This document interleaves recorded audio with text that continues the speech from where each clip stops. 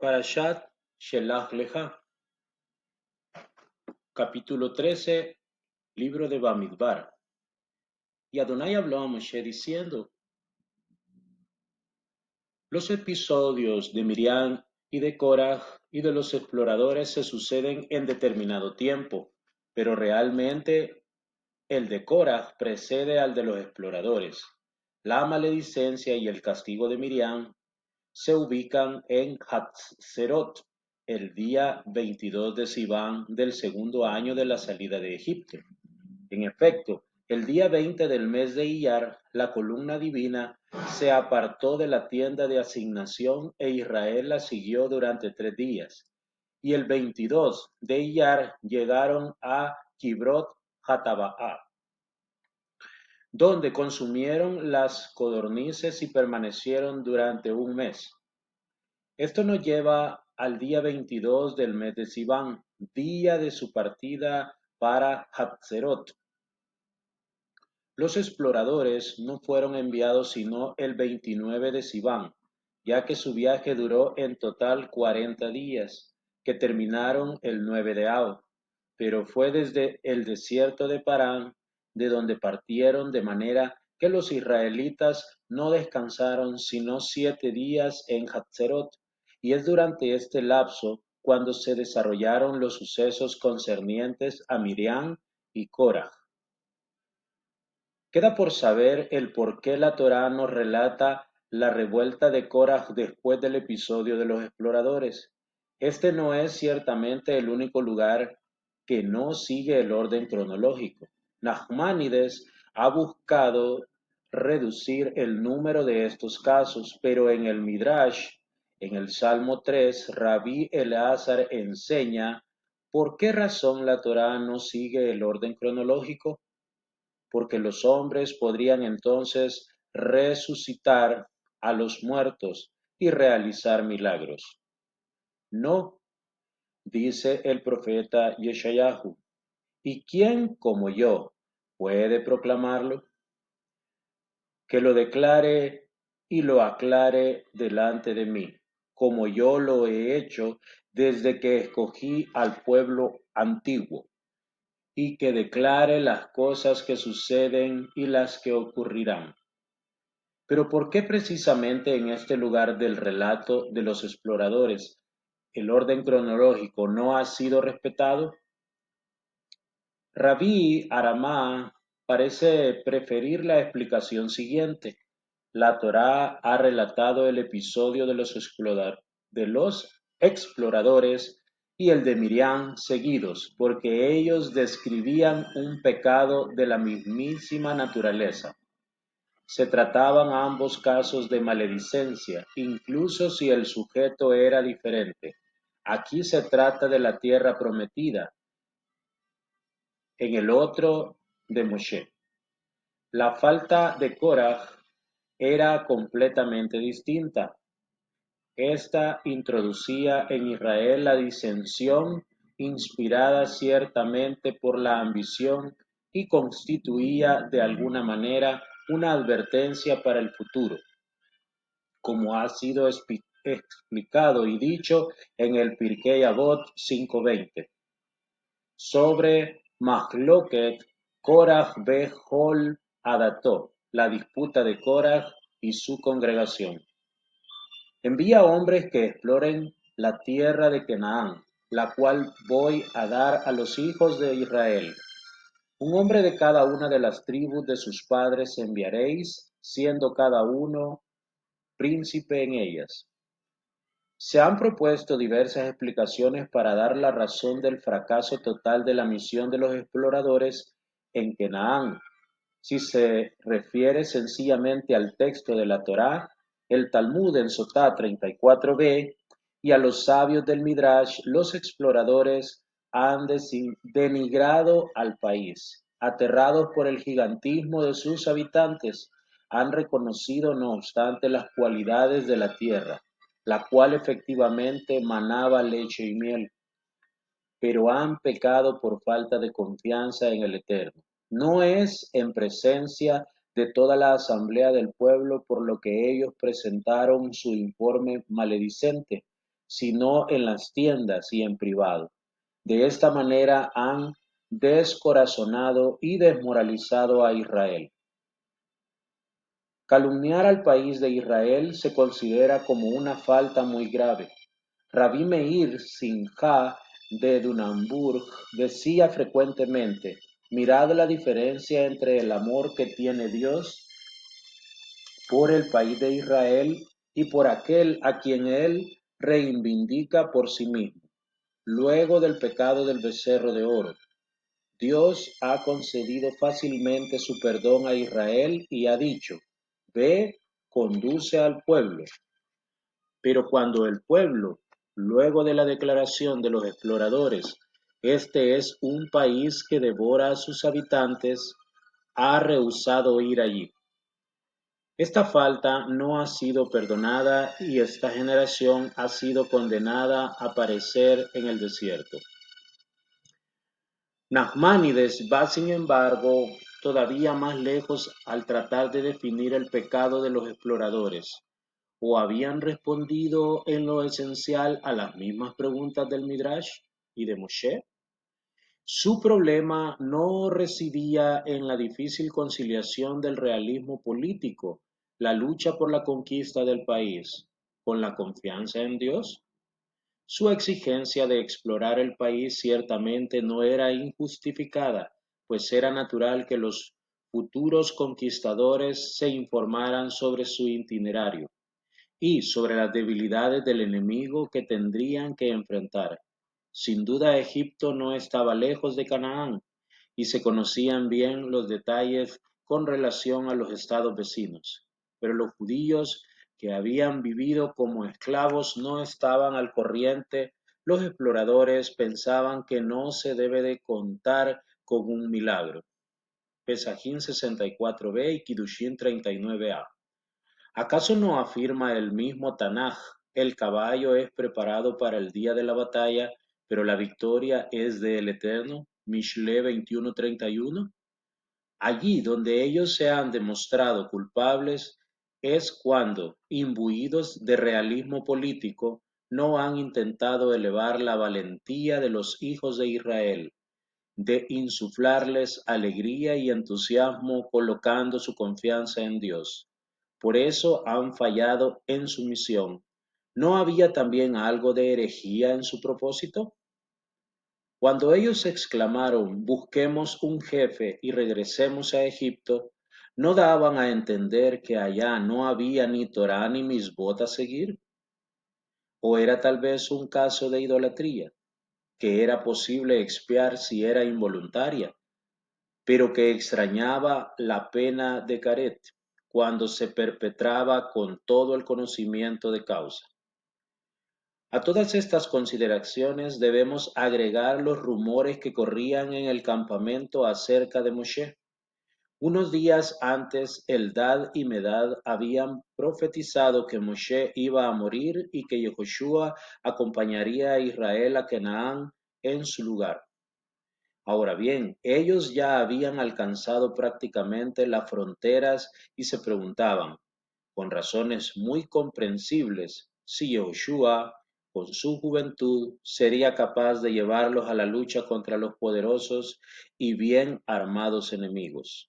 Todos estos sucesos han alimentado sus reflexiones y sus dudas. Moshe había también por su parte acogido favorablemente la idea de esta misión, pues ya había recibido en varias ocasiones por medio de discretas alusiones que iba a morir antes de entrar a Canaán. Así, el comienzo de su carrera, Dios le había hecho comprender que él vería la caída del faraón de Egipto, pero no la de los 39 reyes caídos en Canaán. Cuando Dios le dice: escógeme 70 ancianos a los que les llenaré de tu espíritu, Moshe sabía que esto significaba que su espíritu se iba a desvanecer lentamente. Tú que deseaste la muerte en todo momento con ocasión del becerro de oro, ahora la tendrás. Y he aquí lo que han dicho Eldad y Medad. Zoar. Y Dios, que conocía desde antes el curso de los hechos y sabía que la generación que había faltado moriría en el desierto, había acogido favorablemente la misión de los exploradores, con el fin de que Moshe desapareciera con ellos. ¿Cómo quieres entrar tú en Canaán? Le preguntó. Tú eres como el pastor del rey cuyo rebaño ha sido capturado. Si entra al palacio, se lo reprochará, que es la causa de su robo. No entres tú tampoco en el palacio del rey. Es así como Moshe debió quedarse con su pueblo inhumado en el desierto, a la orilla de la tierra santa. El pensamiento jasídico tiende a justificar la actitud de los exploradores ante sus ojos. La vida que llevaban los judíos en el desierto era ideal. Ellos tenían pan en cantidades que les caía del cielo, agua de la fuente milagrosa de Miriam.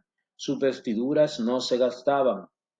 Así, de esa manera, podían entregarse enteramente al estudio de la Torá sin la menor necesidad material. En Eretz Israel, por el contrario, tendrían que trabajar y sembrar la tierra.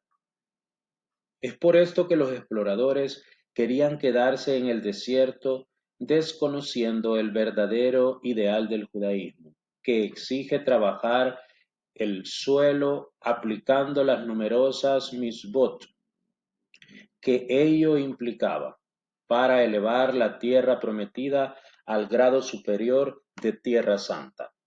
La palabra de orden del judaísmo se enuncia: Yakar ha-Shejinah, Batachtonim. La majestad divina desea esencialmente residir entre los seres humanos.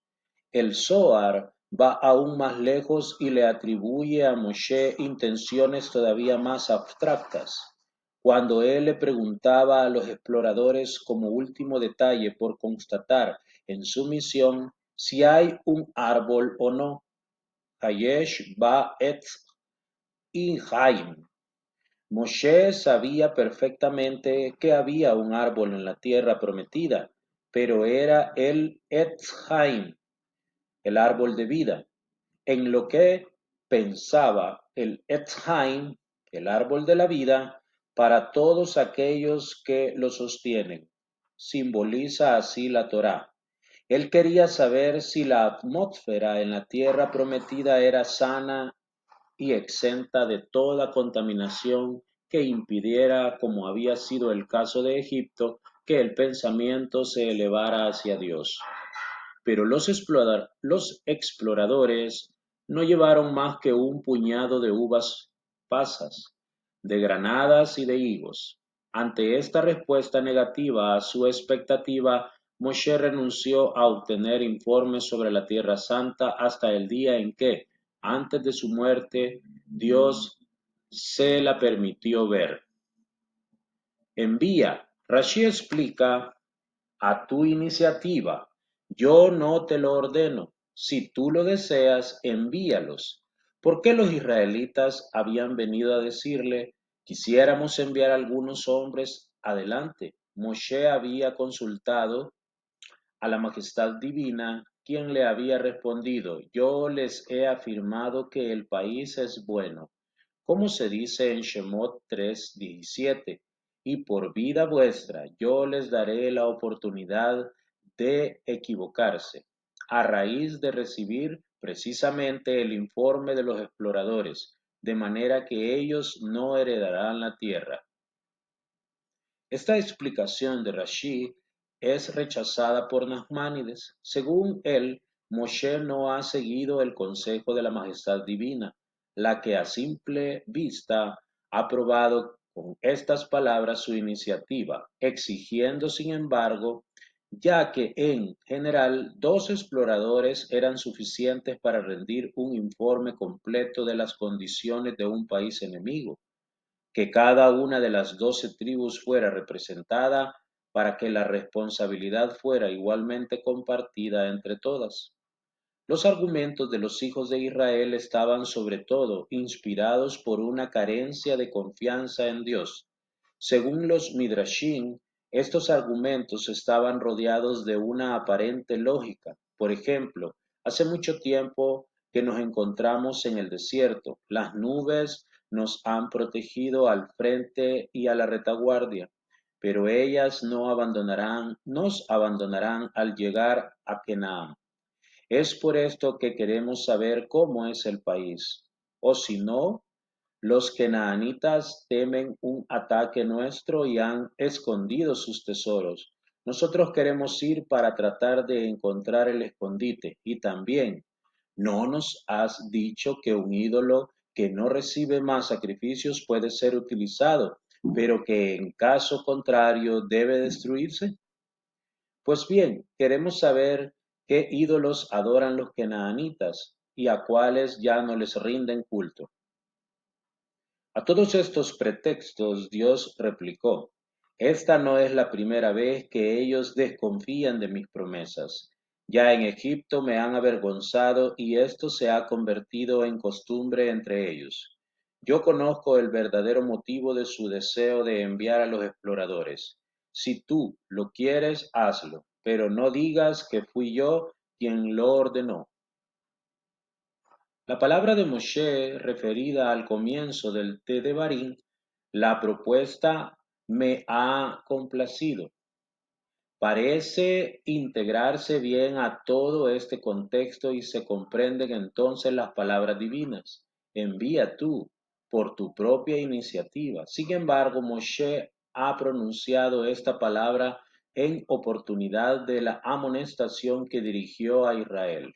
Poco antes de morir, cuando les dijo unas cuantas verdades en términos nada velados. Rashi explica sobre Devarim 1:3 por qué había esperado la víspera de su muerte para emplear tal lenguaje. Se deduce de las explicaciones de Rashi que este consentimiento de Moshe era realmente una desaprobación. La sugerencia pareció buena a mis ojos, no a los ojos de Dios. Si esto le había complacido entonces, ¿por qué Moshe había hablado en tono de reproche? He aquí una parábola. Un hombre dice a su vecino: Véndeme este asno. De acuerdo, dice el otro. ¿Me dejas probarlo? Sí. ¿En montaña y en planicie? Sí, dice el otro. Como no encuentra ninguna oposición de parte del otro, el comprador se dice: seguramente no encontraré nada malo con él.